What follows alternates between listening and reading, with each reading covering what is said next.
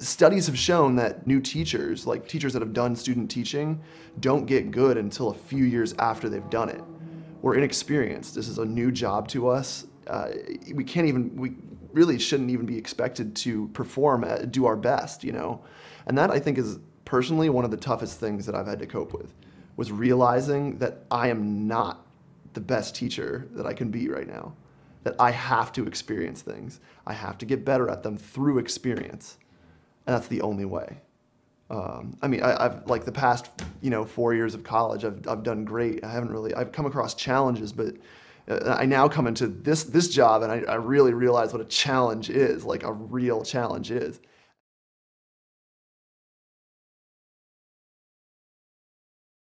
The biggest thing is talking to people, learning things from people, not being afraid to say this didn't work out today, because like it sounds silly, like you'd think like, oh, why wouldn't I be afraid to say that something didn't work out? But you're working at a school where you're expected to be good. You're expected to be a good teacher.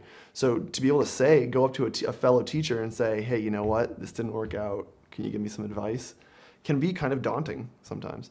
So to just kind of put that aside and find teachers that you know you can go to is really important. Having some other kind of community, for example, Teach Kentucky, I mean, there's a whole core of people that have gone through this exact same thing that probably like have had the exact same experiences I've had. They've had the exact same problems I've had. So having people you can go to is probably one of the best things.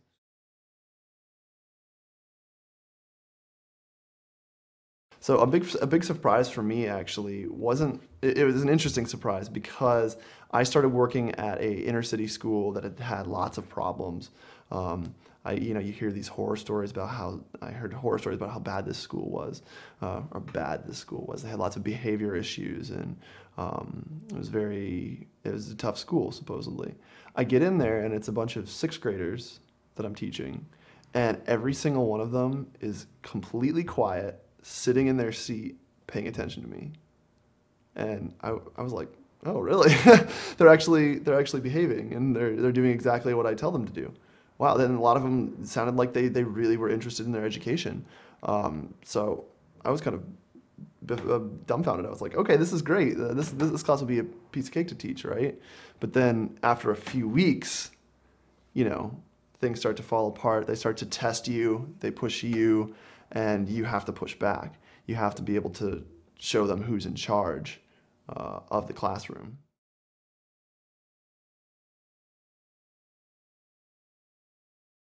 My students are actually very interesting. They don't, like the students that I have don't tend to do things that are blatantly against the rules. If a student were to get up in my class and like have a fight with another kid, I mean, they'd be out of there. So the way my students do it is they test the line. They'll go right up to where they're breaking the rule and see if I do anything, and then maybe go a little bit further and see if I do anything and go any further. So an example is like in class, we're at a level 5, right?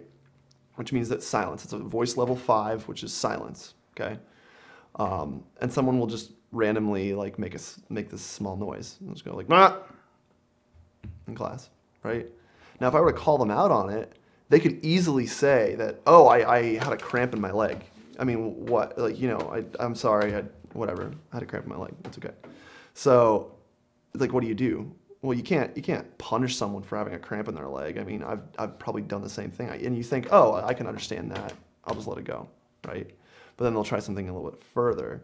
They'll get up out of their chair, and you'll say, hey, you got up out of your chair and you're about to give them a consequence, and then they'll say, oh, well, the person across across the room was calling me over.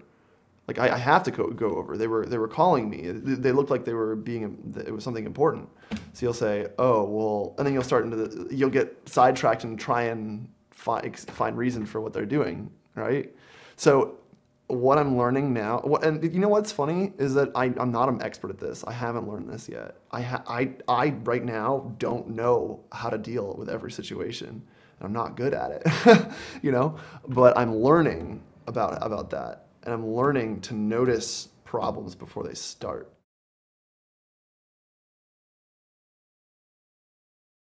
Like what I'm trying right now is just really disengaging from arguments. It's like, no, I'm not having this conversation with you right now. We have class, we have things to learn. I'm not we're not going to have this conversation right now. Which is tough because you really want to, and a lot of times they make it seem like I'm really being treated unfair right now. That's one of the biggest things I've had in one of my toughest classes. They genuinely feel like they're being treated unfair. So it's this fine balance with trying to ignore that and still maintaining classroom management, but then thinking, am I really being unfair? You know? So it's tough. It's tough. It's what I'm going through right now. It's what I'm experiencing. I don't know. I don't know how to answer every situation.